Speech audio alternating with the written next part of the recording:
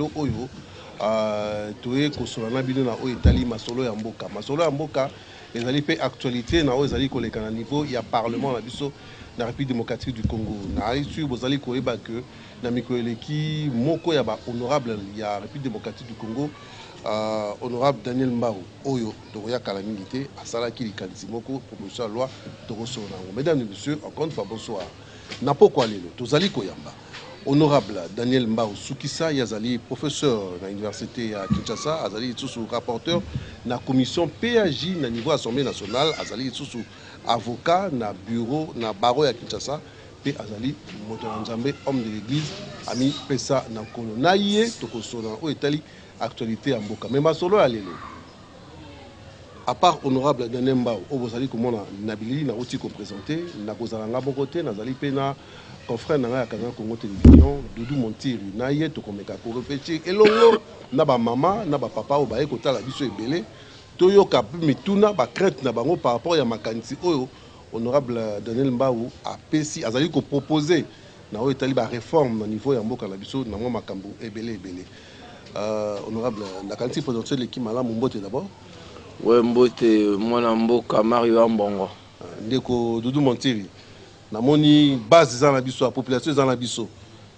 Yo moko mo lelo ezali sans tabou hein, to so na o etali mituna ya mboka. Oui, c'est très important. Mbote na yo lokola na honorable Mbao Daniel. Ils ont litomba. Donc pour très souvent ba député tant ba za na parlement peut-être base va comprendre malamu mingité communauté population za rapenza na mo ba ignorance ma bebele contact oyo et vous permettre à ce que moko na moko aloba na mission honorable ndenge zo kanisela makanisi oyo loi oyo honorable a proposé pour na ko la vulgarisation moko ezali penza kolongo bana et j'ose croire que zili kanisi kitoko et base de comprendre que tout pe communauté momimba mboka mo pe to ba comprendre et ndenge longo bani to c'est ko ba na initiative kitoko oyo Mario Mboko. En tout cas, quand on est au petit Koloba, il y a un peu de temps, nous avons honorable Daniel Mbao avant de permettre la biso à expliquer biso genèse des alignes par rapport à la loi nae, à me récapituler biso qu'est-ce qu'il a proposé dans les Congolais, pour changer un peu le vécu dans le quotidien et puis le pourquoi avant de côté la. Bon, merci moi Mboka Mario Ambongo. Et il faut dire d'entrée des jeux que les Congolais va s'engager dans la loi sociale. Les Congolais va critiquer en disant que bino va politiciens sont ok qu'on a une loi institutionnelle, soit loi sur la CENI, soit loi sur les SENSA, mais qui parle au peuple était. Alors na banzaki lokola moto ya kelasi na banzaki était il fallait toucher un segment important de la vie à Congolais code de la famille parce que na considéré que après constitution et c'est vrai hein, dans l'ordre de la hiérarchisation il y a ma valeur matriciel, il y a un texte. Après constitution, dans Mboka, il y a un code de la famille. Parce que le code de la famille, il y a un solo, vie en société. On ne peut pas construire un État développé sans qui, si famille, qui est la cellule de base. C'est comme ça, comme vous l'aurez constaté, en gros, il y a proposition de loi, même la proposition de l'homme se toucher la question institutionnelle. Interprétation pesale l'olenge na l'olenge. Justement, donc les lots est plutôt dissipé par malentendu. Parce que msusu ça ba critique ya texte alors que batangi angote mabe ya congolais susu pe ayoki ka na balabala. Msusu ça ba célébration vide. D'autres kiti mayo kité à mon angaité, voici je suis là pour récapituler ma proposition de loi. Donc proposition de loi oyo ils en a 59 articles. Donc le premier texte initial, il a 48 sur à 59 articles. Proposition de loi aux innovation et belé. Question à d'autres où ils ont intéressé plus d'un. Ils ont à peine à 4 ou 5 articles. Mais tous les restes, ils ont touché ma question fondamentale de la société. Bon, on va en parler peut-être à ma maman, à papa Bazawa. Ils savent pourquoi les Congolais sont très attachés à d'autres. Qui est la question très fondamentale. Voilà. Proposition de toucher même la question de succession, la question de libéralité, régime matrimonial, personne fiançailles. Et toucher le segment sur la vie nabiso. Sur le plan de la succession, proposition ils ont protégé conjointe survivante. Na lingala maman oyo to tata oyo akufeli molongani biloko etikali ba okabola ngo ndenge nini lopango eza ben moko mobe kolobi mopango wana fo batiki la conjointe survivante na bana mais lelo komoka moto alongwe masima nimba aye kisasa to alongwe nganda jika aye kisasa aye kobotola. On me parlera de l'usufruit, ça c'est sur le plan civil, mais sur le plan pénal, proposition de loi oyo et qu'on protéger maman oyo tikali veuve na bana à travers les mécanismes de pénalisation. Il y a des déguerpissement illicite. Le lot moto benga na veuve nanda au koti boloko. Proposition OP pour la veuve et qu'on protéger contre la pratique post-mortem. Oyo contre les games na français na lingala bambeba ozo salama nanzela ya coutume. Papa akufi ya bokoko voilà. Babi faut sokola maman, faut ba melisa maman bambondo.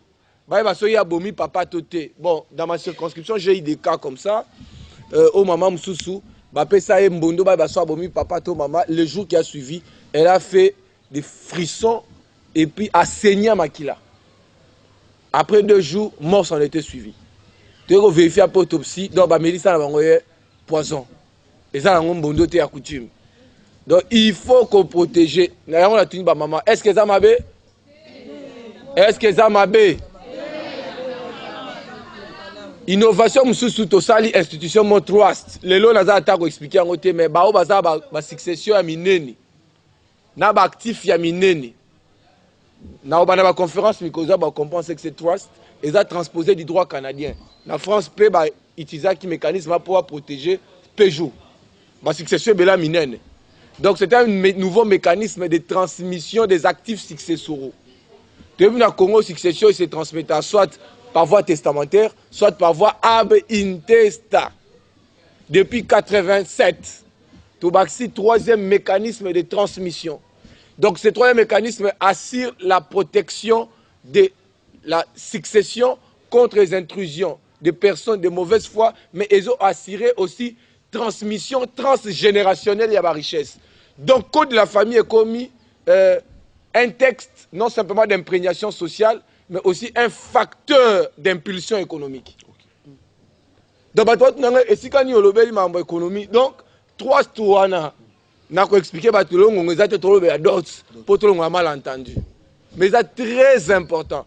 Je crois que ma grande firme, ma grande famille, même l'État congolais, est très intéressé parce que 3 touana, ils appellent un vaste outil ou une machine de production fiscale. Donc, et comme on a généré un impôt pour permettre les finances publiques à l'État où il est. Donc, il y a bien des choses, tout ça, les missions élaborées, ça va permettre sur Trust. Rapidement. Question, il y a moi un sous capot ta question à d'autres. Au moniteur, on va réviser le code de la famille. Hein? Je pense que ma maman Bolanda qui s'inso na lemba matete maman Bolanda. Donc les articles 915 va supprimer qui en haut par les législateurs. Oh ba député bazaki avant biso. Ba boma qui en haut, ba yeba kité pourquoi ba boma qui en haut. Or article wana et va sa référence na code civil ancien où ils ont abrogé livre premier na titre nango 2. Ils ont traité ba droit étranger ou des personnes avec éléments d'extranéité. Le droit international privé est sous un soubassement commun. Bon, Congo. Donc, tous ces étrangers qui viennent investir ici, Kobala na bango na Congo et banité babala nengeni. Ba transaction na bango ba osala e banité osama nengeni. Ba acte ya dernière volonté et banité. Neti papa Jamal azan na prison akufi na prison makala. Ba okabola ba bien ndeni. Ba okabola ndeni. Loi na biso de prévoir sur le mécanisme. Donc il fallait faire ressusciter le droit international privé. Nadaki na France, nadaki na Afrique du Sud, nadaki na mikili mususu ba ebisinga ba expatrié tous en a besoin ko investir na mboka bino mais droit international privé na Congo eza sur soubassement comité. Moi ba Congolais ba zo misala eza te. Comment to ko tia ba société ya biso tant que ba droit privé na biso eza soubassement juridique te. Donc c'est une façon de Komario de Kodoudou, il répondre à la question à Tobautuna. Honorable Daniel Pogno Selebiso, loi ou ça la misala te. Si tu as évolué, pour ce tikio, aux rappelé professeur, né na rappelé qui aussi c'était. Au lobby 59 articles né dans la proposition de loi, mais sur les 59 voilà 5 articles à réseau concernés ma adulte, 5 on a à peu près au limbo biso et puis tu peux savoir maman la bande comme ça moi motuna pe ba le baso des années. Bien. Mambadot, c'est la 7e innovation. Il y a 12 innovations. Mambadot, c'est dans le Biboy. Désormais, il faut tout ça la distinction entre valeur totale et moi si la valeur intrinsèque et moi si. Naïba maman ba la République démocratique du Congo ba tcheloko na mutu. Que ce qui est important dans les mariages, ce n'est pas la dot. Ce qui est important dans l'Ibala, c'est l'amour, la considération, l'affection et le respect. Bakoyiko bala on a 150 vaches. Ba pesi $10,000 américains pour babalayo. Babalayo na kati ya bateau. Mais si l'homme a épousé, il ne te respecte pas. Il n'a pas d'affection pour toi. Le mariage perd tout son sens. Tout ça, il doit au ça, ba maman possibilité ba recouvrir valeur na bango y a bon moto. Parce que moi si sa valeur est inestimable, au côté qu'à moi cité. Maman ne mo pe si bon moi. Maman mo pe si vie. 500 euros fixé et sa valeur totale. Non banza bola nanga bien. Ça veut dire quoi? Valeur totale et nyoloba motuya ya mbongo ya dot. Parce que dot wana il faut la symbolique. Dot ezo réunir mobali na mwasi. Mais mbongo ya dot eza mwasi te. Yango wana pour dissiper m'entendit, je n'ai jamais dit de tozoka babalabala moi si soki ya bota il faut senga $200 to $100 maman musakuta. Est-ce que ba maman la lobi bongo? Est-ce que nga lobi net na kuta maman musabi o nga za ndundu ono wa lobi na kendo fele? Est-ce que na loi na nga na 59 article na lobi bongo? Maman mususu akuta na nga singa ono ga babiloko na bota bana mibale nga fo 150. Est-ce que nga na lobi bongo? On est à biloko zo bana na balabala. Biloko wana pe nazo sepela na ngote. Parce que les Congolais balingi mingi o etali makambo nzoto. Or, moi j'envisage la stabilité de la famille. Ça veut dire quoi, honorable? Ça veut dire 500 wana eza montant, il y a d'autres. Eza montant à moi cité. Pour tozwaka maman ya biso lokola maman par exemple maman Janine Mabunda. Valeur totale na ye. Eza à confondre te na valeur intrinsèque à maman Mabunda. Bat pa olobanini, so ngo pesa moi si valeur. Et c'est une d'autres naïs là, il y a motuya. Tant que kiti si d'autres, aussi valeur à moi si paie, au kiti si ango. Voilà. Non. La kiti si valeur à moi c'était pas moi si. Est-ce que tu se confondre, tu se comprendre moi si a na valeur te. Et puis d'autres eza conditions de fond et formation à mariage. Autant consentement, capacité la condition de forme. Au moins eloko avant ezala, il y a des conditions au réunir d'autres. Au réunir, consentement, il faut qu'il y ait des personnes basées à la capacité. La dot n'est pas la femme. La dot n'est pas le mariage. Mais c'est une condition essentielle de la formation à mariage. Tant les hommes pour expliquer comment la législation évolue de 87 à 2016, même en 1894. Je veux que tu vas retenir ceci. À côté à $500, et ça n'a pas fourchette. Au cours de discuter il y a une clause de convention numéraire. Ils ont permettre mobali akende au-delà de 500. Ceux qui ont confiance dans mobile no kazana moyen, akoba on a $10,000. Est-ce que maman bola nanga? Akoba on a $20,000, $30,000, mais il est interdit dans la famille à moi si ba le cafouchette il y a $500. Voilà la subtilité, l'intelligence de la proposition de loi. Deuxième aspect de la proposition de loi a encadré liste coutumière. Nali kolobate que ceux qui ont payé $500 ont payé ça sous maman li putate. Faux. Mama puta bilamba maman, bilamba papa, bakalebas, ils ont relevé la liste coutumière. Alors, liste ya mutu na mutu esengeli est respecté coutume ya mboka na bango. Plasma. Voilà, désormais, plasma, désormais, un abonnement il y a 12 mois. Groupe électrogène. Groupe électrogène. Oui, moto. Moto, ok. Et longue. Est-ce que tu sali mabe? Parce que les couple belé, ils ont vivre à union libre. Moi, balana, exact.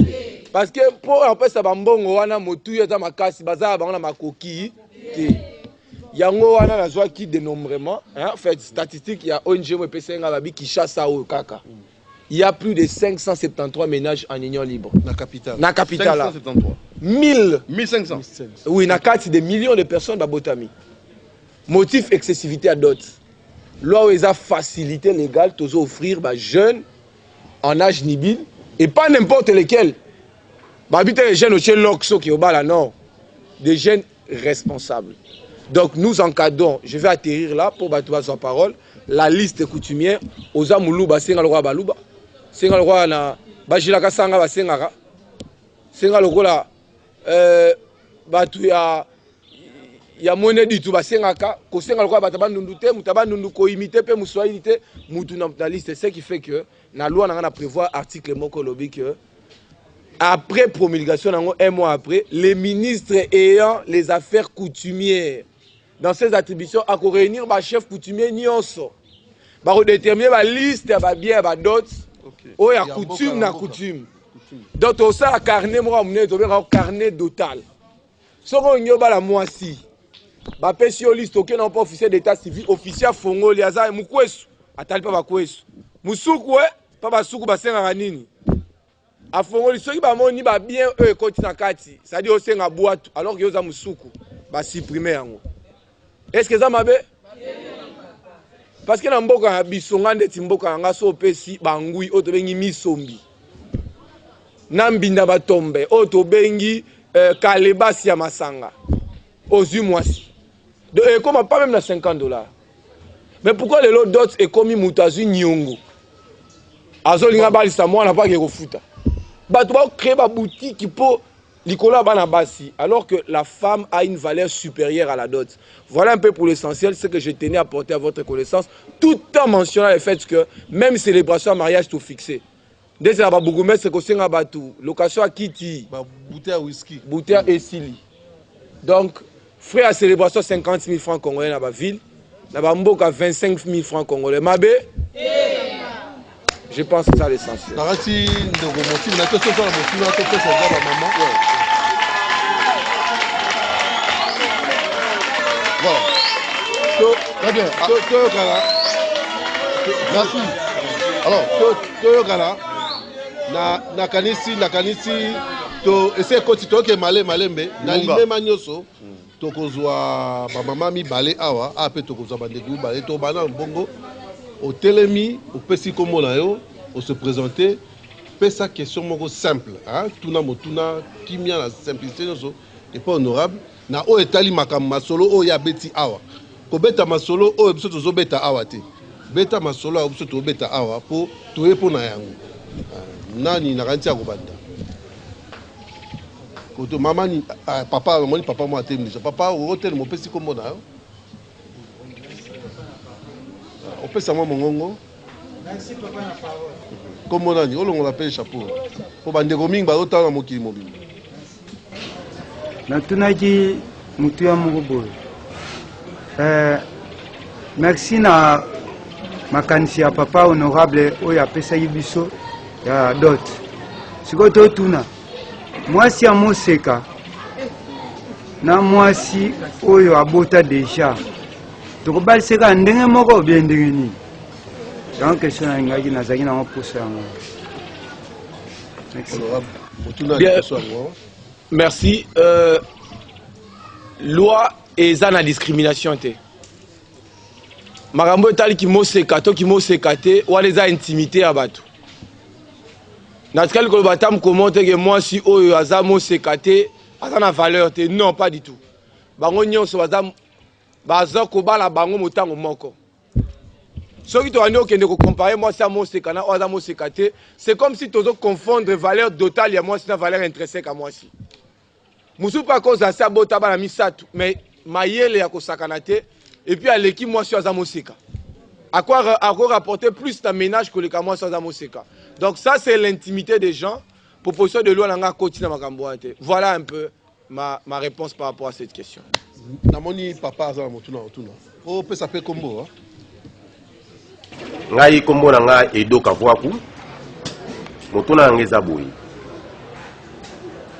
nalingani na mwana mwasi naza na posa na bala mais famille exigenga kaka na lolenge mobeko zosenga te siko ngai nasala nini.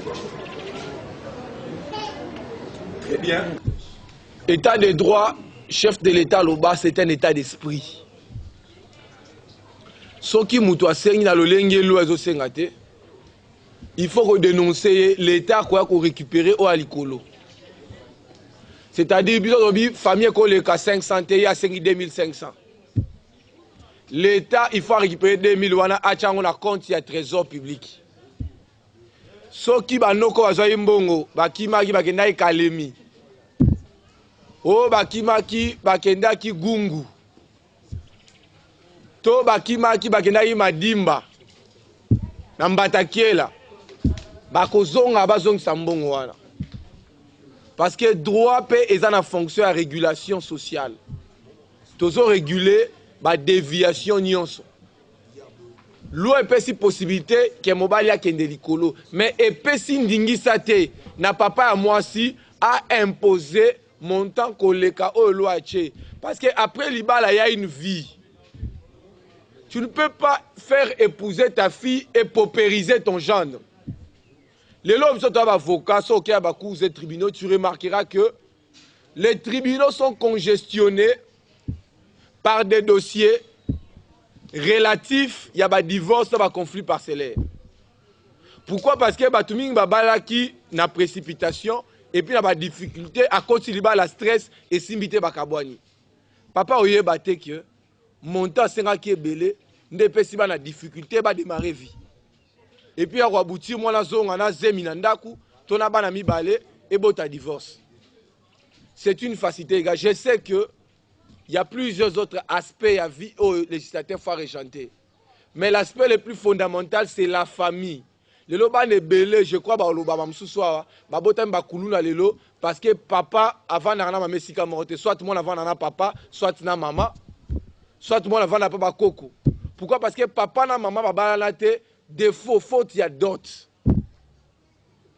D'autres habits, ils lengi na munokoto bo kabola, mais ils ont des conséquences sur bateau ba repesa, on va débiteur il y a d'autres. Débiteur d'autres nous sommes incapables on peut sango sundoli mwana akei. Atiki mwana na mwasi. Et puis finalement moi a commis voyou, a commis facteur il y a insécurité dans la société. Donc, ah, on a besoin de lingi dans la proposition de parce qu'il s'agit du code de la famille. Moi, azana tata, moi, azana maman, bavande sika moko ba sedota, des familles consciencieuses, des familles stables et régulières. Voilà un peu ce que je peux porter à votre connaissance. Na éviter ceux qui n'a lobi mabe. Motuna mususu ndeko pardon. Toze bakoloba o amoni likanisi. Alobi akoloba pete tika kaka loba kaka ndeko musu waza motuna kuna a hôtel ma pesa atuna wa moseka benoli soki a dans le comité awa je sais pas soki ndeko mo pas dans motuna awa avec allez-y mon frère. Merci pour la pesa ngai maloba naza étudiant na campus faculté à économie. Nazana moi mituna misatu. Je sais pas ce qui tokoki ko mibale. Voilà. Eliboso ezali outu kolobawa que ce qui famille a fixé au-delà. Il y a montant oyo proposition aussi copé ça pour un milieu urbain $500. Ce qui est voté par la loi.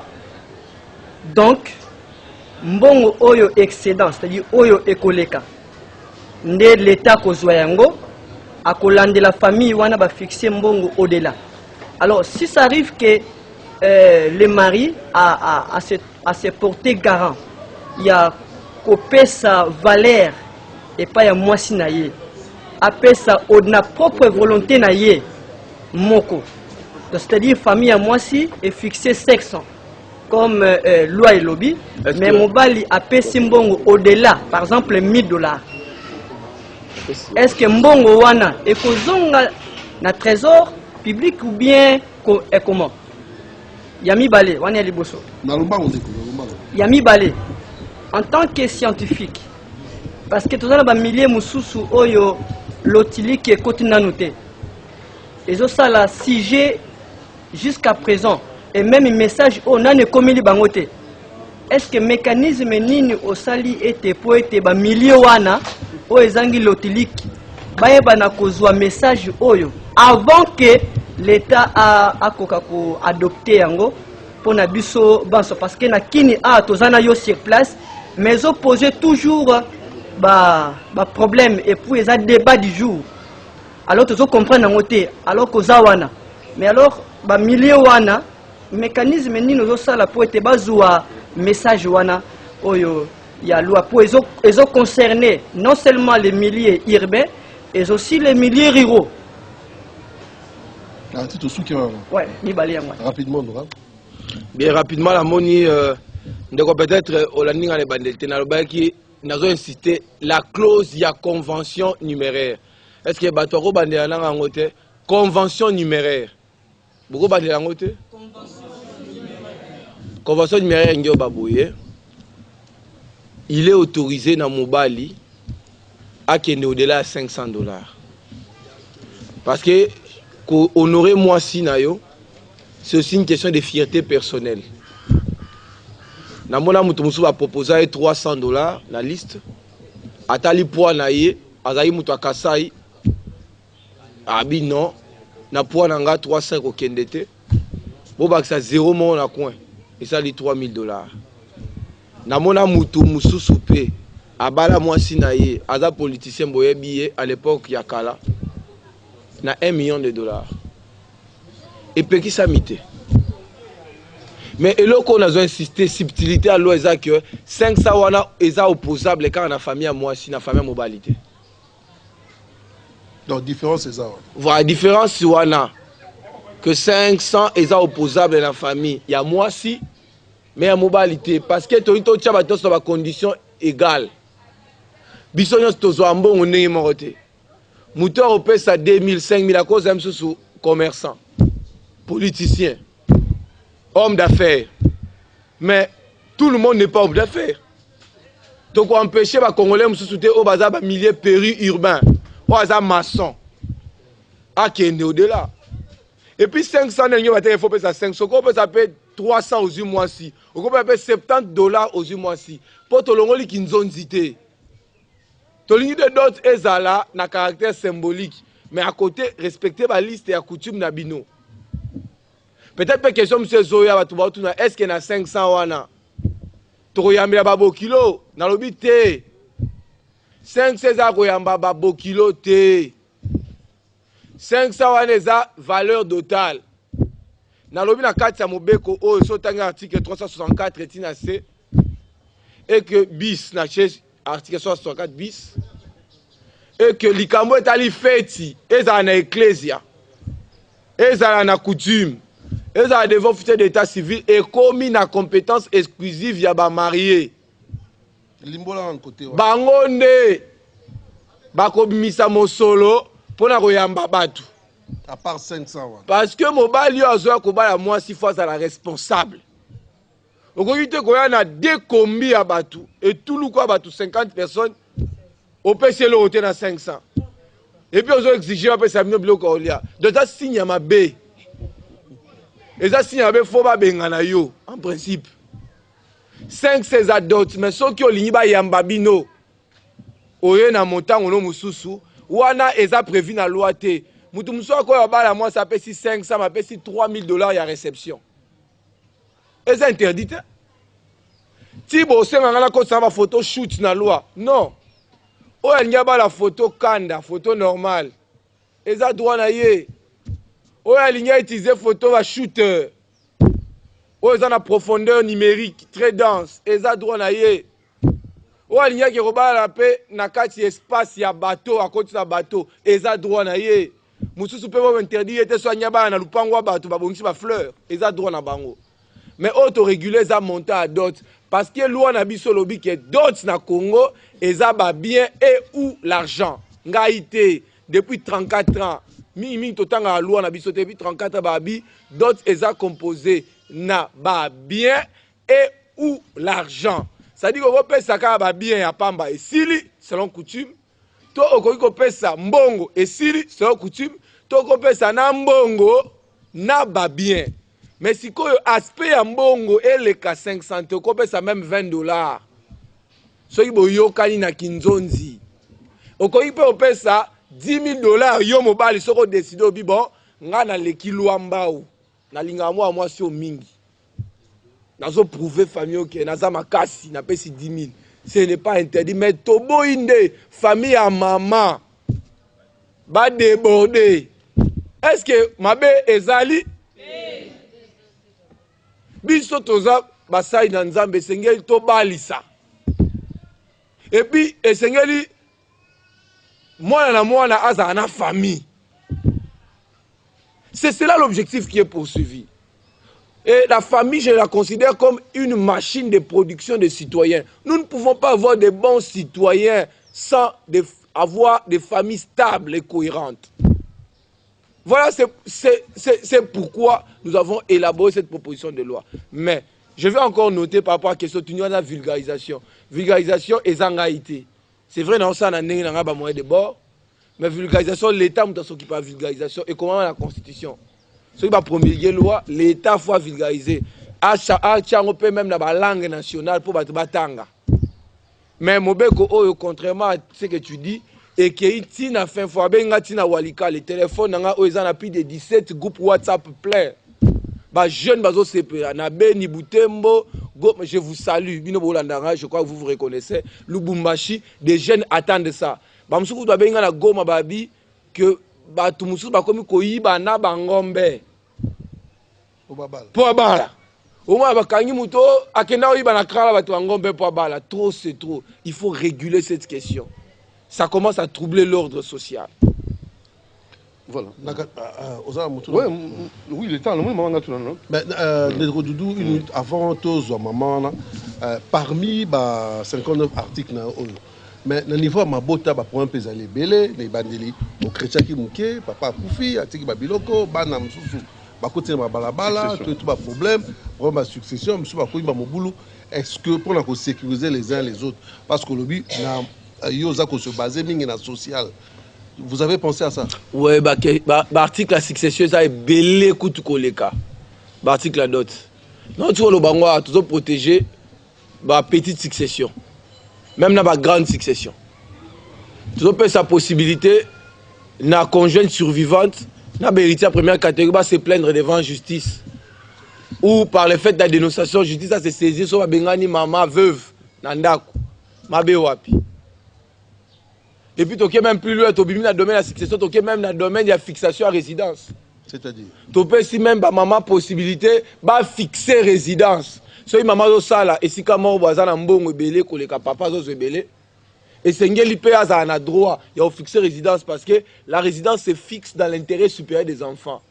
Et non parce que papa a lingui. Pour papa, il a na yas. Dans mon couple, bavandi na otanga communauté quartier te bazo louer chambre moko salon papa lingi bavanda na condition na alors que maman zu musala na société moko bancaire ba affecté na agence ya ville maman proposé pas comme attendre na musala bavanda ta na lingwala bana batanga ta na boboto non papa lingi bana bavanda kaka kuna esika bavandi batanga kaka na complexe scolaire papa binzembo nzembo. Na condition pour y aza enseigner l'école wana. Atangisaka kuna. Entre temps musala maman ba futa maman $5,000. Taux d'intérêt supérieur ya bana. Maman ko fixer résidence. Wa ba innovation tenant ba tumi ba otala te. Ba kam susu maman zo sala par exemple ba CCTV bo créer succursale na Paris. Botindi ba ngona Paris ake na famille na e. Papa boy ki te ti aza mobile to fanaka na kini. Or bana faut attendre ba condition bien. Donc, loi est un avantage pour la base, même dans le domaine de la fiançailles. Et puis, ils ont fait sa stabilité dans le couple, promotion dans le mariage et puis dans la valeur. Voilà, honorable, on a évité promotion, stabilité dans le couple. Mais il y a un problème. La famille, on a comme ça, on a bâti le marchandise. On a bâti 10. loi oyo ezoloba wana yazomona yango bien te honorable Daniel Mbao. Est-ce qu'il y a moyen na 59 innovations, non, 12 innovations, 59 lois au Sali. Article, excusez-moi. Il n'y a pas au moins tenu ce fan kana kozanga ya peuple congolais. Pauvreté aux alambo kana biso.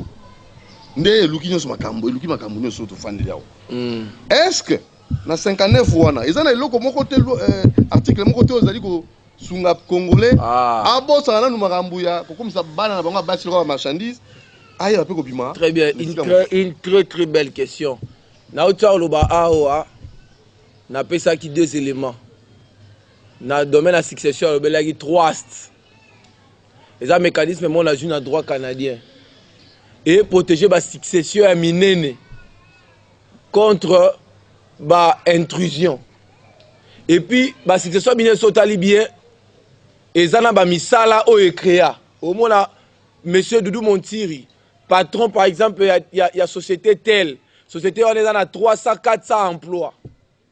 Mais si M. Doudou a Koufi, qui société Koufi, Bana Makabo, Ibilo, qu'on a famille et Panzani. Tous ces 400 personnes vont travailler dans le social à Namaye ou il y a créé 3, on a expliqué au Mikoloya. Comment on peut rentabiliser les actifs successoraux. On peut si on a une société fiduciaire. Et que les successibles vont retirer des bénéfices. Alors, 3, c'est une machine même fiscale. On a expliqué comment ça budget à l'État pour la population se retrouver. Vous comprenez? Très bien.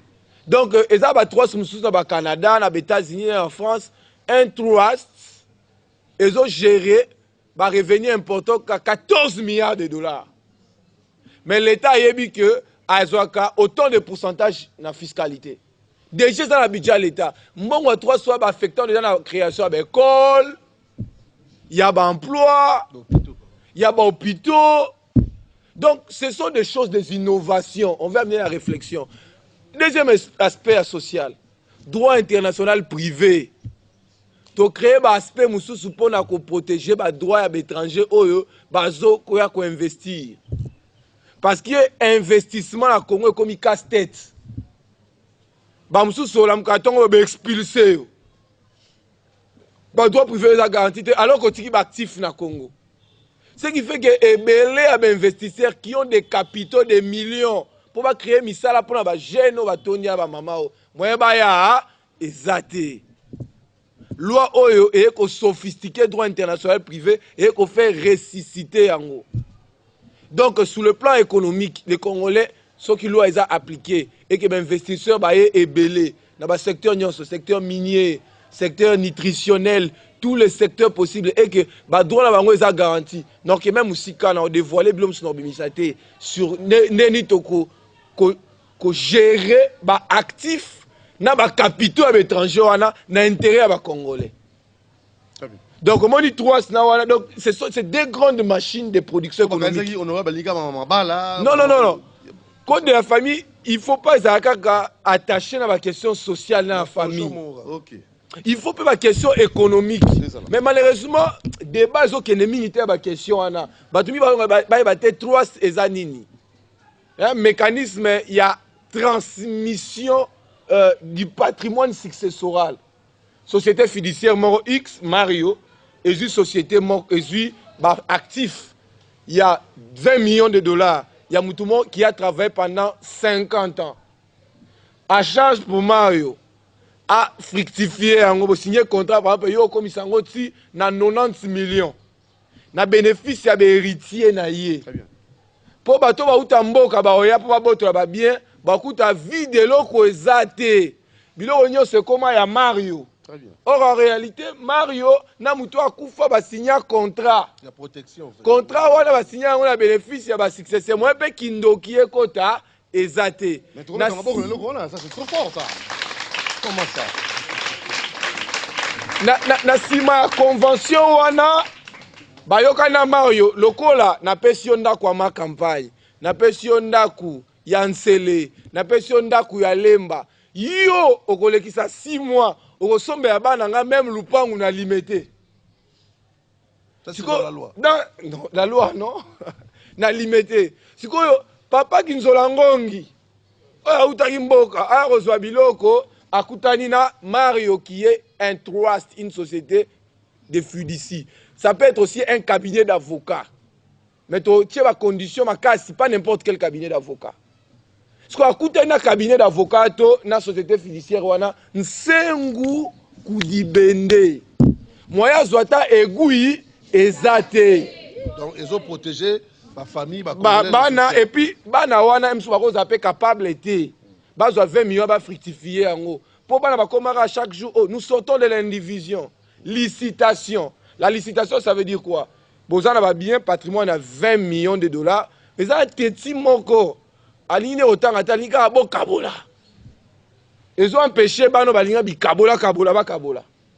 Et puis ils ont fait ça peut, ils ont facilité bango même l'inconscience na ba koko bano akobota ba bénéficier. Donc ils ont qui de génération en génération.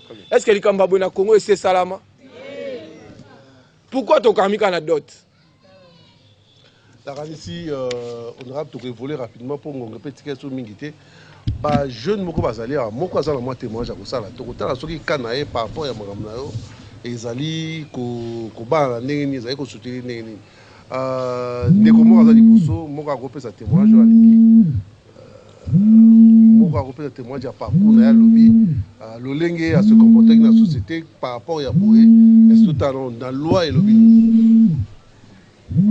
Pourquoi on honorable alobeli biso na pourquoi pour ma dot pour la divorce ngai na ko na paranga za victime ya divorce ya ma dot sur ba dot pour papa na mama ba kabona za no mki sabote biso ami bali na likyo ala ninga to mama kabona papa isengeke mama ki na wazaki mki na temada na pusa haki manatikala e papa mais na lupango ya koko akolaki na bien atangaki jusqu'à ce nakoma un point moko affection penda ya mama ezalaki te mpona ovaka na batata mwasi na batata leki papa mpe bipai yenga neti pa zwi mpe mwasi ndenge mpe na mwasi te mpe toyokanaka te ntina nga mo mpenza ezaki teke ya kobengana nga na ndako nga mo mpenza nde ya se décide akie na nga libanda pale mpe nde eza nango nakoya mpe mpe na fasi me naolinga nanga su ndako te mpona nini natikalaka atikalanga so mama nanga kendaka na ngai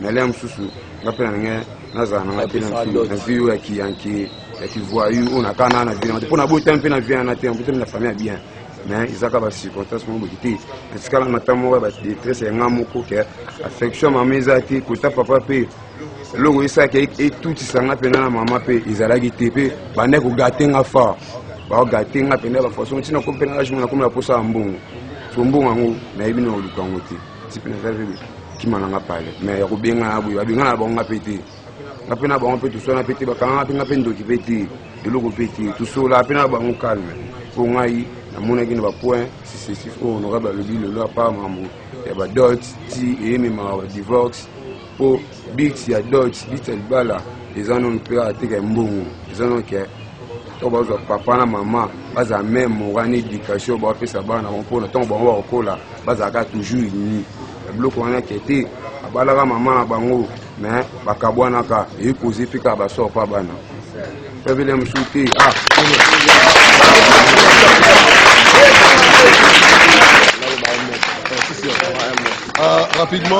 rapidement honorable oti kolanda merci na témoignage na yo nakanisi ezali ka ya bandeko mpe ebele na kati ya mboka oyo ezali moko ya nanga na relevé kao parce que eza bakao nazo encadré comme député national moi nomoni rapidement comme on est Mardoché aza mwana moko abotami na Rigini na quartier bato ya mbongo oyo misolo époque ya Mobutu mais problème ya aspect moi à relever awa tout à l'heure problème ya papa maman eza que papa azwaka mama mais bapesaka dot te bakabwani batiki bana mibale mwana azala ba français mwana ayeba ye moke azo ba français otanga na Sacré-Cœur mais lelo mwana alongwe Rigini akomi chef ya bakuluna ya malolo akoti prison balebele bamwa bengi lelo assassin alors ya bato oyo néglige aspect ya dot wana mais eza ba répercussion sur famille voilà ce que je pouvais dire à ceux qui commentaire monsieur ezali ya mutu musu azali akopesa motu na suka po to ko na suka mbangu mba mama mandanga Maintenant, côté Mambang, tu es dans la souka. Comme on a ma bébé, na malolo awa. Na merci mingi honorable pour la parole. Et là on a dans le baboye. Na place moi na akende kozela ozemi ayeli okaka na kata ndako boye. Obali ko boko la mwana oyo yebite. Oyo awuti kote mususu mobala tezemi ayene ka bongo na kata ndako atezemi aliyo bani ko boko la mwana. Na place mobali aya ko bala mwana ta na 500. Ozui biloko no nyonso kaka ndenge bazo senga ozui na 500 na omabeza wapi honorable azolo balikamba bien tala bana lelo ya basi ndenge ba telingana soki muto ayebo e mobala ayebo e responsable ayebo na 500 abala mwana ngana ko boya te na ko ndima na place mwana kezela nga zemi na place mwana ko melanga ndumba na place mwana ko melanga mabebo malamu kutu na za 500 wana voilà, petit merci honorable président likanisa abimisi en tout cas ça bien dans ma pambola akende liboso maman accompagné mutasuka awa mbangba mutasuka mutasuka papa solobaki wapi ya telema mandanga o telema mutasuka rapidement olega liboso pour ça moi liboso ndeko ça mwa mbangu po tozokima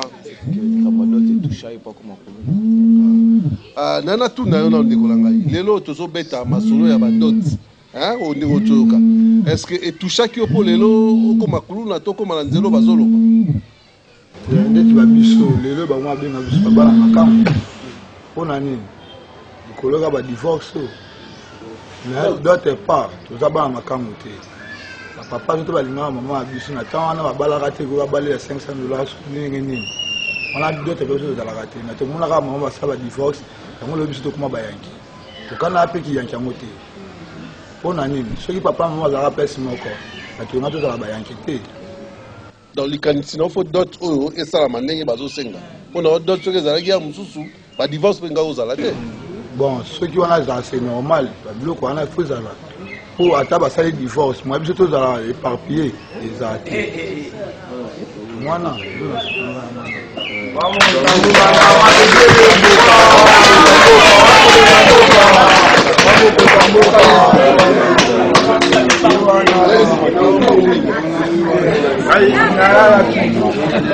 ngai nanga naloba boye ntango tozoloba makambo ya divorce badivorce mosusu eza composé à partir ya bafoyer na biso moko na ndako na lolenge nini neti honorable Mbau auti kosala mobeko awa eza kaka bafamille oyo ozomona oyo bazosala bainsistance biso 500 te biso 1000 biso 3000 biso 4000 obali mpe mwasi yango ya 3000 4000 otyaye na ndako na yo mobali na ya makangu na libanda na yo na ndako bokoma kobota bana yo bokola bakonsekansi yango oyo tozomona oyo bakonsekansi yango yango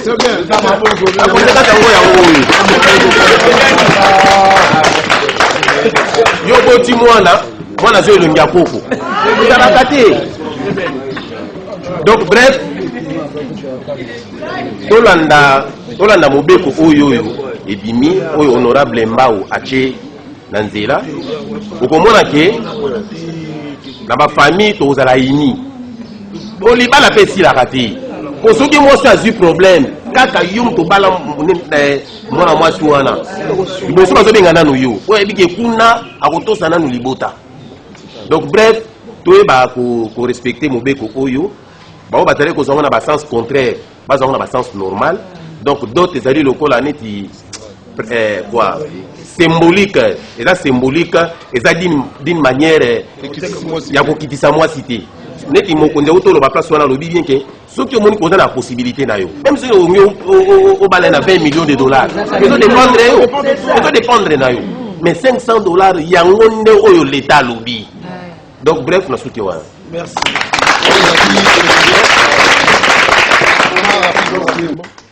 ndeko moroso koza mama nga tuna pe kesoso na te nazo commenter kaka etaki mwana mwasi etaki jeune fille na sepeli parce que avant na bando comprendre en côté mais ndenge ba expliquer awa na comprendre sikoyo pe na sepeli na loi o makasi pe na ko encourager ba parents botika système wana akalesele ki bo faciliter biso pe pour notre balité ba proposant bazoya bazokende po bazobanga ba famille mususu bayebi ba ganti ya bazaka wana ba obotaka wana ba ko sente bango et puis ezokende ka bongo de génération en génération loi o eza malamu mingi moi mukene ngai na lo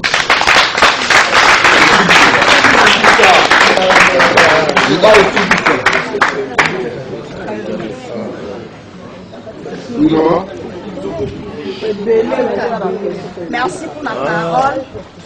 Na kombo langa Marlène Ngoudi. Tali pena lo balolenge to balé koyoka pona makambo oya loi oyo honorable na biso Daniel Mbau apesa ki to balé koyoka na ndinga mabe. Sikolo lenge ba éclaircir biso to comprendre eza malamu pona kotala mibali ebele bakoma kokima pona koya kobala basi tango ayebwe atali facture ba pesiye eleki akoki to mona akimi lobi asente moi cité to vendre na biso ka to bokola kabana mais loi oyo honorable na biso asali eza malamu pona ko faciliter mibali tango azana 500 na ye aye abali mwasi na 500 eza te ke 500 wana biloko nyonso eza na kati te liste eza à part mais dot eza $500 eza malamu na sepe na makasi bato misusu to bande koyoka okomi na 500 makambo nyonso na 500 eza bongo te eza liste bakosala eza à part pe mbongo adoti eza 500 to sepe na loi na makasi honorable na biso awumela eza loi moya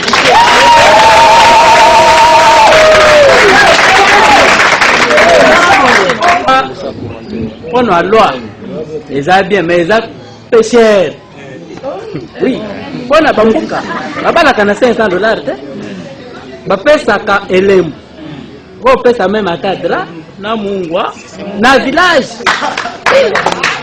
mais tandis que mbongo basenge ezaka mingi 500 eza mingi même ntango nga na balaki na mbuka na tiala opesa $500 te biloko kaka ya elembo basengaka mbongo te mona na kisasa basenga mo pourquoi puisque au mariage au boulot ba bâtiment c'est pourquoi moni bato bayaka na esprit ya osenga ba mbongo mais normalement loi c'est correct mais mbongo eza pe mingi kaka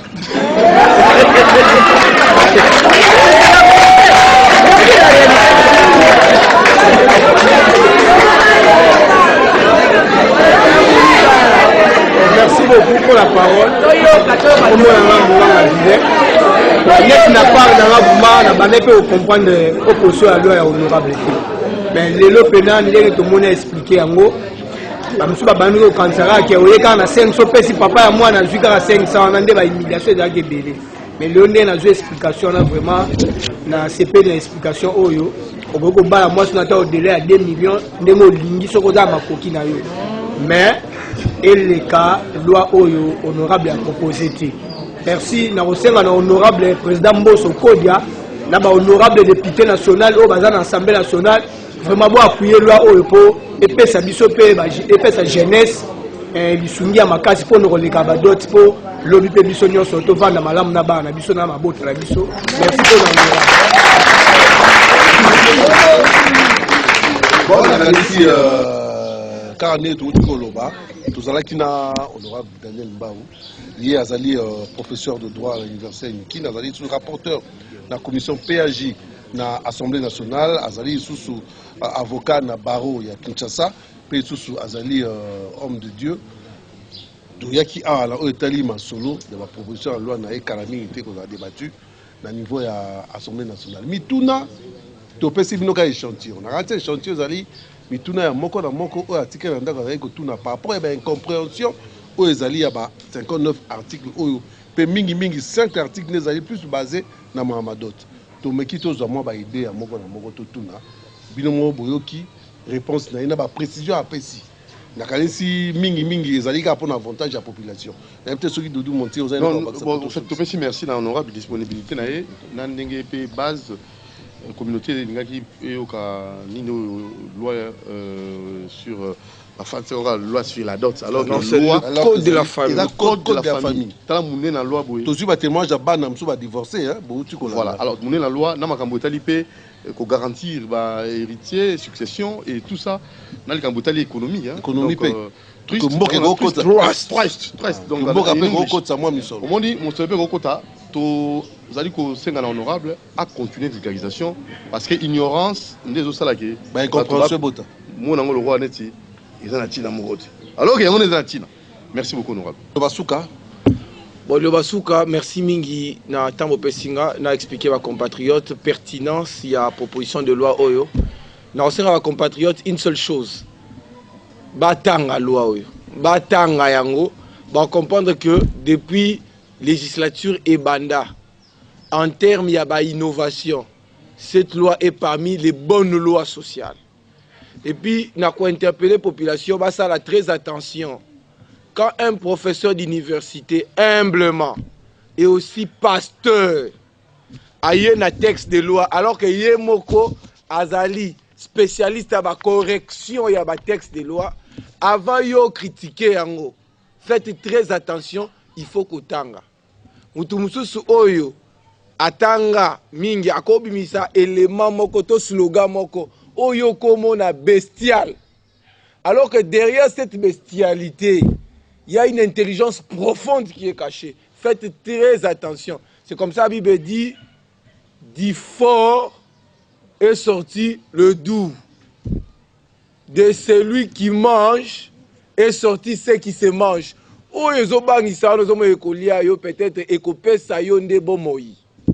Cette proposition de loi a la vie. Parce qu'elle régente tous les segments de nos vies.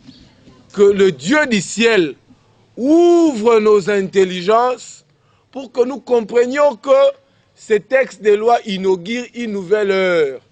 Je vous remercie. Merci. Voilà, merci à votre téléspectateur et béni pour l'individu, monde entier, même dans Internet, vous allez connaître que Tengai, tout mon Thierry, dans des connexions Mario, dans honorable, dans la population Mobimba et communauté Mobimba et base Mobimba, ou à Makassi, Bazalakia. Donc, très prochainement, peut-être dans la province, pour tourner, il y a la province pour vulgariser la loi Oyo. Bozwango, le rôle de la loi Oyo, ils allaient sa solution à un problème dans la mission d'Amboka. Famille, ils allaient cellules de base. Ceux qui ont fragilisé, Mboka Kenel Bosote. Ciao. Ciao.